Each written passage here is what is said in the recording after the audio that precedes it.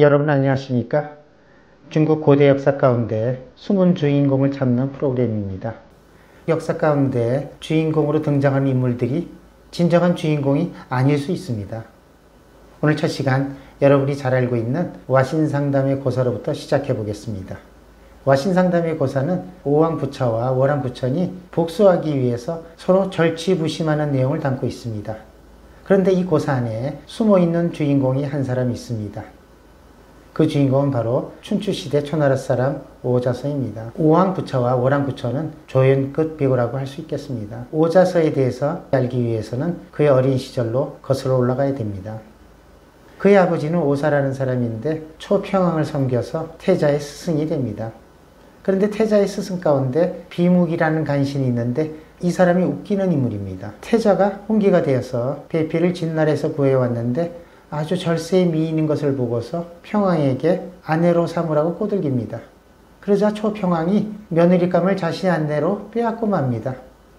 참 폐악한 신하여 왕이라고 할 수 있겠습니다. 이 초나라 개판인 나라입니다. 그리고 이 사실이 태자에게 알려지자 나중에 자신에게 위해가 될까 염려하여 태자를 병방으로 쫓아버리고 비판했던 오자서의 아버지를 감옥에 가두고 맙니다. 그것도 모자라 초평왕에게 오자서의 형과 오자서는 현명한 인물들이니 가만히 놔두면 위험하니 불러다 죽이라고 모함을 합니다. 오자서의 형은 죽을 줄 알면서도 아버지께로 갑니다. 그러면서 오자서에게 나중에 아버지와 자신의 원수를 갚아달라고 부탁을 합니다. 결국 오자서의 아버지와 오자서의 형은 저작거리에서 사지가 찢기는 거열형을 당하게 됩니다. 이를 지켜본 어린 오자서 얼마나 큰 충격과 죄책감을 갖게 되었을까요? 여러분도 화가 나시죠? 나중에 어마어마한 복수를 하게 되는데 잠깐만 기다려 보시기 바랍니다. 오자서는 시장에서 거지 행사하면서 빌어먹고 구걸하면서 소관을 통과해 가까스로 탈출해서 오나라로 망명을 합니다. 그리고 오왕합녀의 인정을 받아 높은 관직에 오르게 되었고 초나라를 떠난 지 9년 만에 드디어 초나라로 쳐들어갑니다. 그리고 아버지와 형을 죽였던 초평왕의 무덤을 찾아내어 그 시신을 꺼내어서 300대 매질을 해서 분노를 표시합니다. 이것을 우리가 부관참시라고 말합니다. 죽은 후에도 원수를 갚기 위해 모욕을 주는 방법입니다. 얼마나 분하고 억울했으면 이런 행동을 했을까요? 이제 본격적으로 오자서가 오나라에서 겪게 되는 와신상담의 역사로 들어가 보겠습니다. 오자서는 오왕합녀의 인정을 받아 높은 관직에 오르게 됩니다. 그런데 그때 오왕합녀는 원수의 나라인 월라왕부천과 전쟁을 하게 되는데 화살에 맞아서 부상을 당하게 됩니다. 합녀는 상처가 커져 죽게 되자 태자인 부차에게 유언을 합니다. 너는 구천이 아버지를 죽게 한 것을 절대 잊어서는 안 된다. 이에 태자인 부차는 월날에 대한 복수를 다짐합니다. 그래서 편안한 침대에서 자지 않고 땔감을 깔고 자면서 부친의 유언을 잊지 않습니다. 이것을 일컬어 우리가 와신상담 중에 와신이라고 말합니다. 부차는 왕이 되자 월나라를 공격해서 크게 승리합니다. 전쟁에서 패한 월왕부천은 병사 5천을 데리고 회계산에서 투항하면서 신하와 첩이 될 테니까 살려달라고 강화를 요청합니다. 그런데 이 멍청한 부차는 부친의 유언도 잊은 채 구천을 풀어주려고 합니다. 이때 오자서는 부차에게 월왕부천은 고생을 잘 견디는 사람이니 지금 왕께서 그를 없애지 않으면 크게 후회하게 될 것이라고 경고합니다.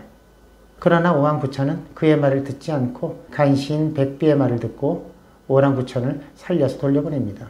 월왕부천은 오나라에 2년 동안 잡혀 있으면서 온갖 수모와 굴욕을 이겨내고 월나라로 돌아가서 복수를 다짐합니다. 여기서 와신상담 고사 가운데 상담이 생겨나게 된 겁니다. 동물의 쓸개를 매달아 놓고서 매일 한 번씩 맛을 보면서 복수의 날이 오기를 기다리는 겁니다. 이 멍청한 부차는 간신에 의해서 눈이 흐려져 있습니다. 부차의 간신인 백비는 오자서와 사이가 좋지 않아서 자주 부차에게 모함을 하고 헐뜯었습니다.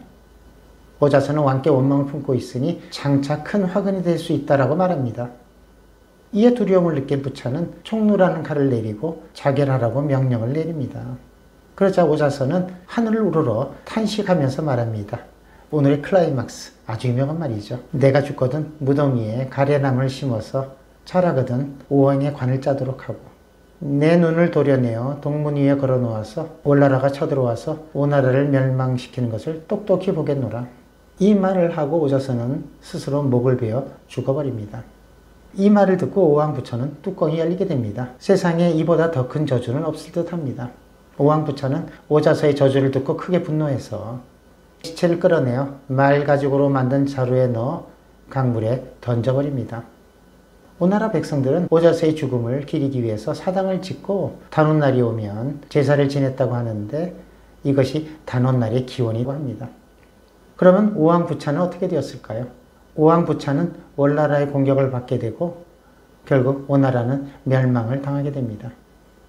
오왕부차는 자결하기에 앞서 수건으로 두 눈을 가려달라고 부탁합니다. 자신이 죽어서 오자서의 얼굴을 볼 낯이 없기 때문이라고 말합니다. 오자서는 와신상당 고서의 중심이 되었던 인물입니다.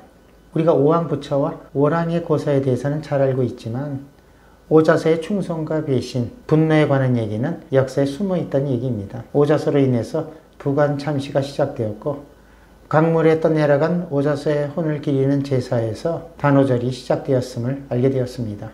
삼세번이라는 말이 있습니다. 오자서가 3번에 걸쳐서 간곡한 간언을 했지만 오왕부차는 끝내 그의 말을 들어주지 않았습니다. 이처럼 무능하고 불통의 군주가 있으면 나라가 어떻게 되는지를 잘 알게 해주는 역사적인 교훈이라고 할 수 있겠습니다. 여러분 안녕히 계십시오. 구독, 좋아요 부탁드리겠습니다.